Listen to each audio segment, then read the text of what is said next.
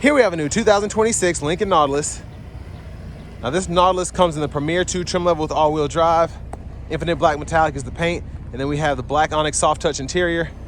The powertrain consists of a 2-liter turbocharged 4-cylinder engine that's made into an 8-speed automatic transmission. Now as we come around to the front end here, we get LED headlamps along with the LED daytime running lights. So all the lights are off now, but I love the front fascia here. It's just such a nice look on the grills of the Lincolns, the Navigators, the Aviators, as well as the Nautilus. It looks so good. It's nice, big, and bold, but it also just feels elegant. It doesn't feel like it's popping out like on these Yukons, some of these Escalades. These are gonna be 20-inch aluminum wheels. And we get passive keyless entry. We have the ambient lighting, power door lock controls, memory seat functions. We get a 14-speaker Rebel sound system, power folding mirrors with blind spot monitors, and then we do have our electronic child lock rear window locks there. One-touch up and down windows on all 4 doors. There's the door handle there. That's for the lift gate, headlamp controls, electronic parking brake, pull up to engage, hit the brake, press down to disengage. Hit this twice, that opens the hood.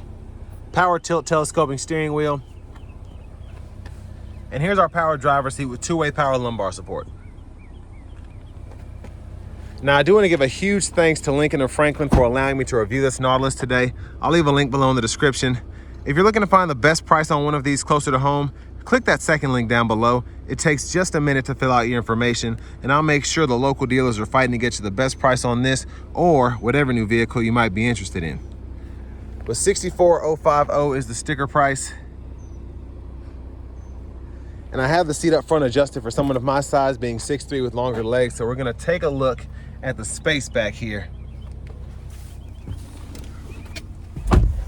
So pretty good space. You get 2 USB-C ports on the back of the seats. And yeah, this is actually pretty impressive, I think, for a 2-row SUV. Seat back pockets are there. We get 3-stage heated outboard seats. Rear AC vents are down there. And then you do get a 110-volt 3-prong household plug-in below. And if you look closely, it's kind of shining more because there's plastic underneath the seat here. We do get that ambient lighting that you can see throughout the vehicle and the floorboards. And there's a look at the front from back here. There's the sunroof, that's the shade. This folds down, and then you do have bottle holders there in the middle. LED reading lights throughout, grab handle, and then this hook will hang a collared shirt with no problem.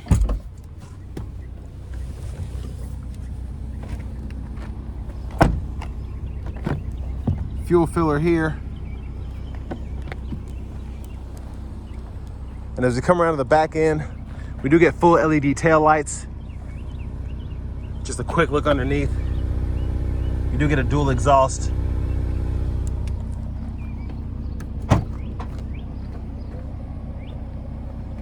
And then plenty of space behind the second row.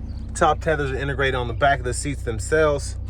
And then we do have the release for the seats. So if you want to fold that down for more room to run things through to the front, you can.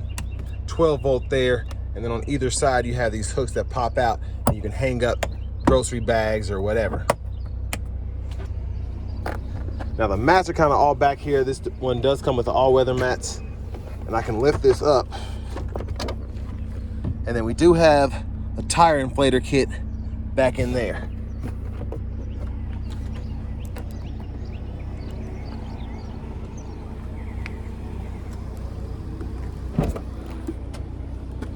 Now to get this back up, pretty much just pop it back in.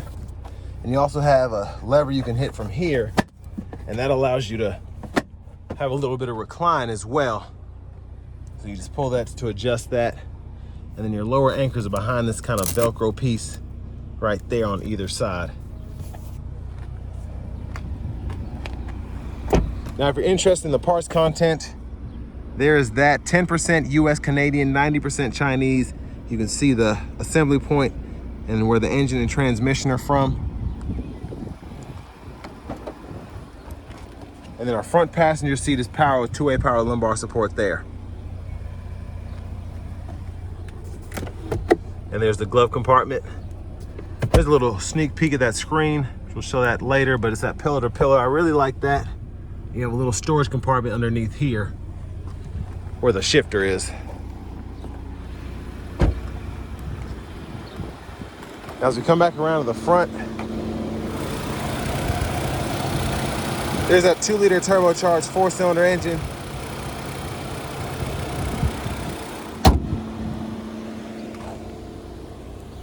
Before we hop on the driver's side, we're gonna show off the blinkers.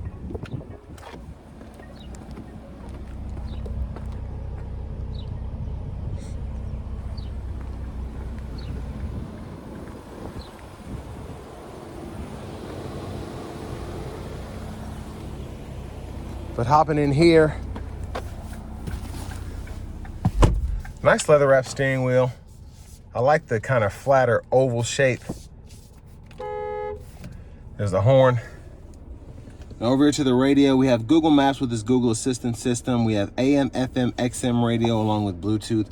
We also have wireless Apple CarPlay, Android Auto compatibility. We have access to YouTube with the subscription plan for the data and whatnot. So you can do quite a bit on here. Games, there's a lot you can access here from the Play Store. And then here we have our automatic brake hold, the drive modes, the ambient lighting, traction control, the digital scent. We can fool with all that here. And then the widgets, we can adjust that in the display here. So if I want to see fuel economy instead of the clock over there, all I have to do is just hold this here, drag it over there, and now you'll see that the fuel economy is over there instead of the clock and whatnot. So I really like that. It's kind of up in front. You can kind of keep your eye on the weather, the audio, the fuel economy, all of that there.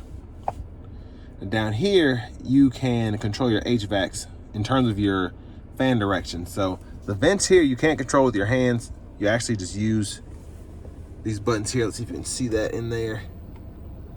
You see I'm moving the vents back and forth. And then as I turn that on, it wanted to turn the cooled seat on, thinking that somebody was over there. But I can adjust all that here. I can press to turn the vent on or off, which is pretty neat. And then they have little shortcuts.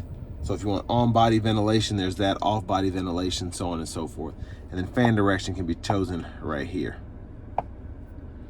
Temperature on either side can be adjusted. Fan speed, you can sync the temperatures there. And then you have 3-stage heated cooled seats you can adjust by doing that. And then the heated steering wheel for the driver as well. Backup cameras up here. Guidelines follow you as you turn the steering wheel. You get a bird's eye view as well.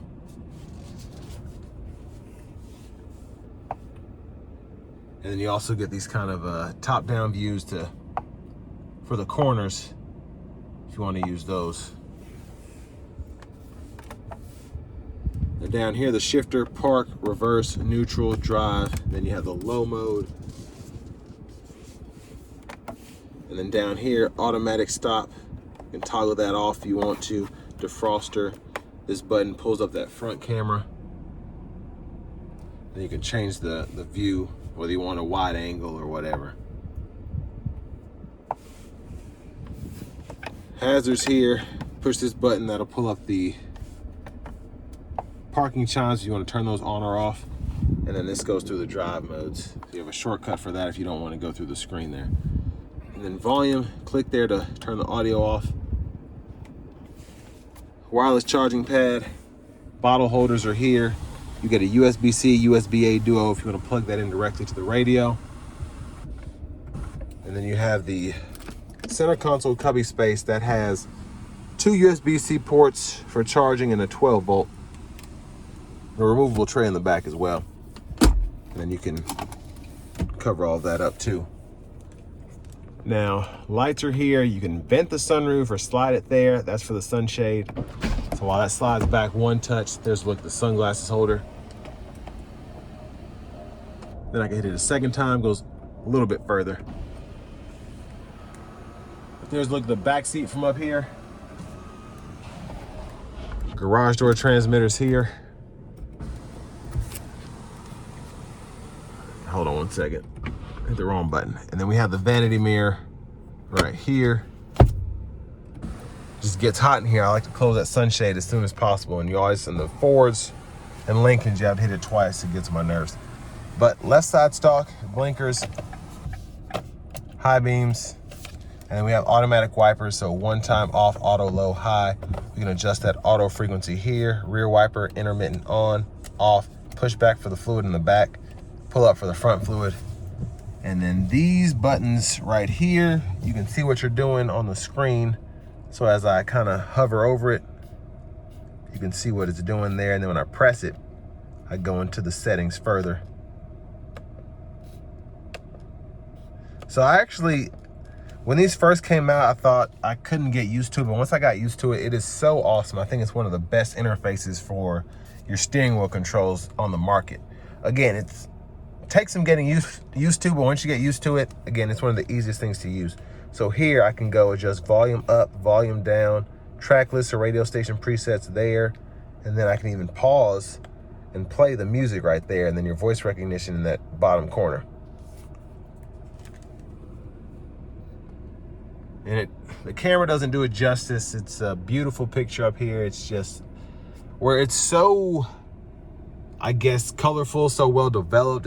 It doesn't do it justice on this camera being able to see these animations here.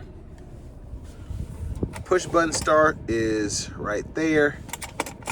And finally, here's the key fob with remote start.